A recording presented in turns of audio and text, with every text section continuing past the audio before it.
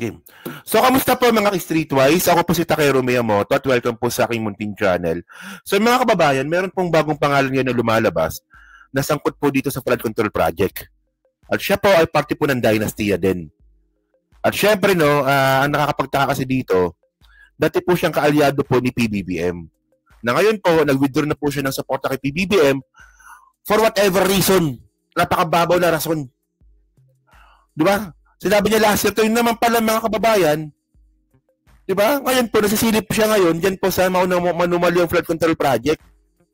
O, kay Vilma Baltasar, hello po, no, from Riyadh. O, nagtrabaho ako sa Riyadh dati, ha. Sa Exit 5. Oo. Tsaka sa Exit 10. Oo. So, sa Sulaymania pa pala. O, nagtrabaho din ako dyan. So, ngayon, mga kababayan, ito sinasabi ko sa inyo. Ito, kilala niyo yan? Si Chabit. Si Chabit, mga kababayan, sangkot po sa nasasangkot ngayon sa Manumalyang infrastructure scandal. Pati siya. Pamila Singson, question sa koneksyon sa 2.7 billion kontrata ng DPWH. No? So, ang nakakatawa dito kay Chabit Singson, mga kababayan, nag-withdraw ng ng support kay PBBM, di ba? So, sabi niya dito, no, veteran politician Luis Chabit Singson said he will no longer support President Ferdinand Bongbong Marcos Jr. in the future elections, accusing the chief executive for forgetting those who helped him rise to power, including Singson himself. Tingnan nyo, ha? Ako talaga nagtataka talaga ako, no? Na itong si Singson, no, nag-withdraw ng suporta kay PBBM. O, di ba? Hello po dito po ako Riyadh, Exit 5, no? Di ba? Alam mo sa Riyadh, makakaipon ka dyan. Totoo lang. Ako kasi, no, nag-abroad ako dati sa Kuwait. Wala ko naipon doon. No? Parang Pilipinas, eh. Nung nakapagtrabaho po ko sa Riyadh, okay, nakapag-ipon ako malaki-laki. Kabila ako motor nun eh. O, motor lang. O. So ngayon, tinan nyo ha. Ito, tagal-tagal na po ni Chabit Singson po sa politika.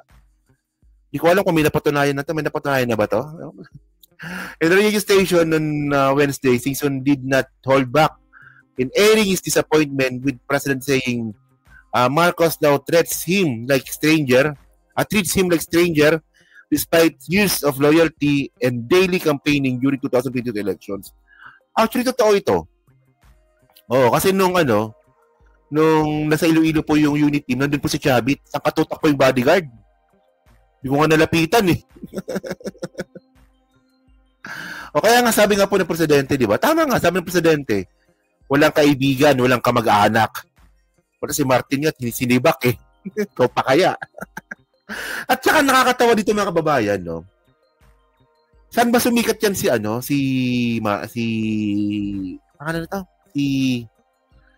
Chabit? Saan ba una nakilala yan?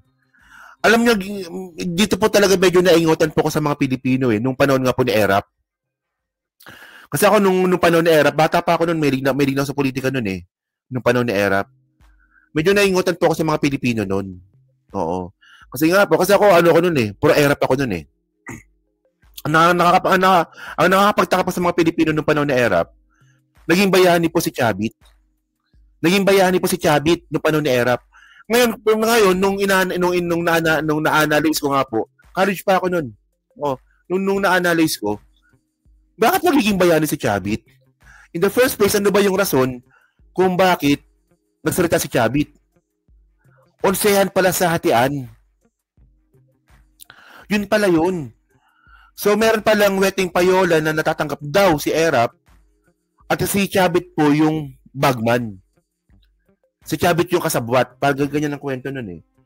So, dahil nga pa sa hatian na hindi magandang hatian na ginawa ni Erap, dun po nagsalita si Chabit.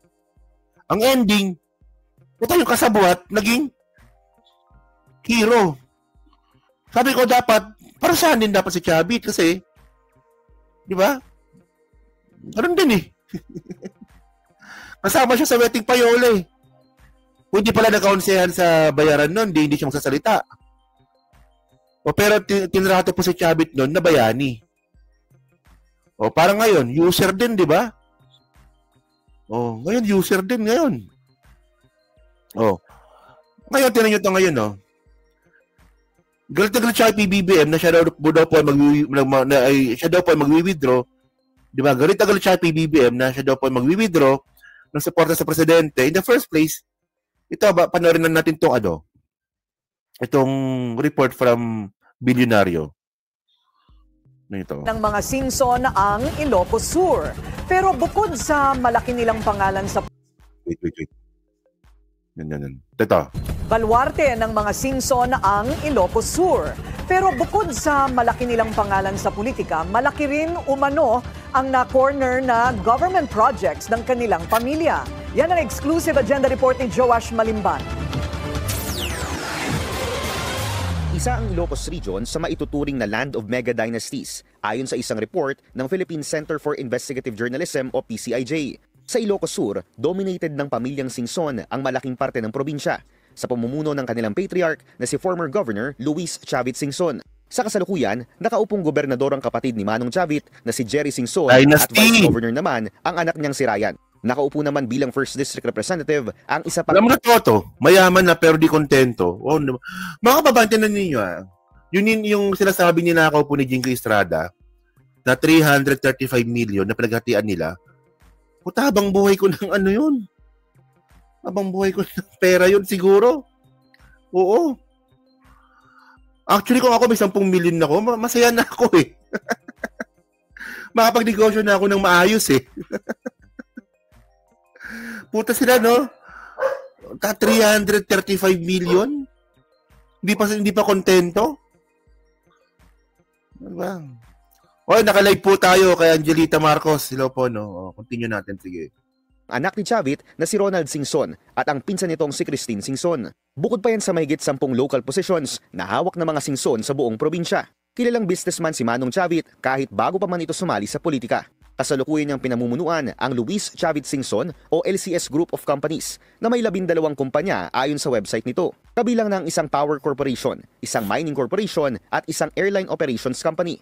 Hindi pa kabilang dyan ang Partas Bus Lines na pagmamay-ari rin ng dating gobernador. Sa pagsusuri ng Bilyonaryo News Channel, napag-alaman namin na konektado rin sa isang construction firm si Manong Chavit.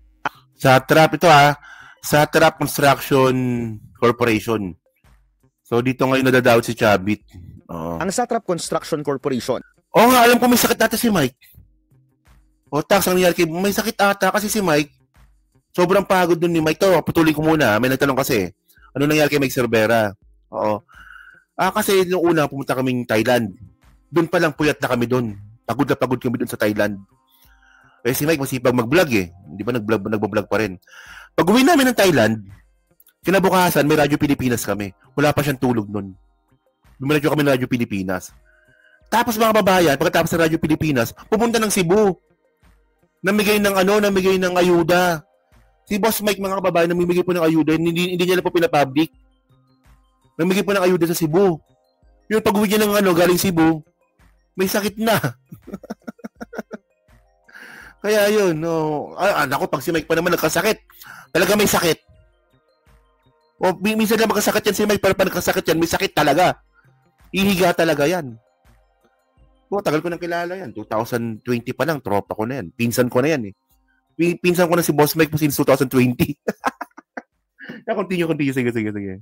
O tila binaligtad lamang na partas. Base sa datos ng DPWH, nakakubra ang kumpanya ng 62 public works contracts sa Ilocos Sur mula 2016 hanggang 2025. Thank you po kay Angelita Marcos. Hello po, maraming salamat po sa iyo, Pakulay Yelo. Thank you po, no. Maraming salamat. Nagkakahalaga ng 2.7 billion pesos. Sa isang 2012 Inquirer.net report, inamin dito ni Singson na pagmamay-ari ng kanyang pamilya ang nasabing kumpanya. Matapos i-raid ang isang factory sa loob ng property na nakapangalan dito. Sa isang 2018 DPWH contract, isang Reynaldo Atienza na ang nakalagay na Authorized Managing Officer. Sa isang 2022 contract naman, napalitan muli ito ng isang Kanyo, di ba? Lumang style na to, Chavit Singson eh, no? Yung gagawa ka ng isang kumpanya na contractor, pagkatapos, kapag nasisita, gagawa ng dami. O, di ba? Andotika. Sa kasalukuyan, isang engineer Harold Molina na ang nakalagay sa papel bilang presidente ng Satrap Construction Corporation. Sa isang June 21 post, binati ni Molina si Manong Chavit sa kanyang kaarawan na tinawag itong Our Big Boss. Sa magkakaibang okasyon, consistent na nagpo-post ng pagbati ang Facebook page ng Satrap Construction kay Manong Chavit at anak nitong si Vigan City Mayor. Hindi ko ikaw pa rin may-ari. Ano lumalabas dito? Ikaw pa rin may-ari nito.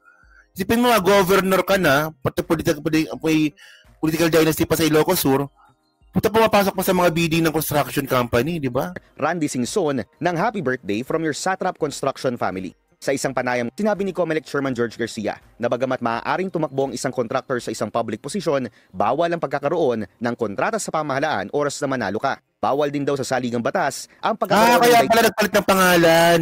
Kaya pala nagpalit ng may-ari. Kaya pala. Okay. So kapag nanalo ka na pala, di ka na pala pwede pumasok sa mga bidding. So, ang ginawa po ni Manong Chavit, gumawa ng dami. Parang ganun lumalabas. So, gumawa ng dami. Kunwari, ikaw may-ari. Di ba?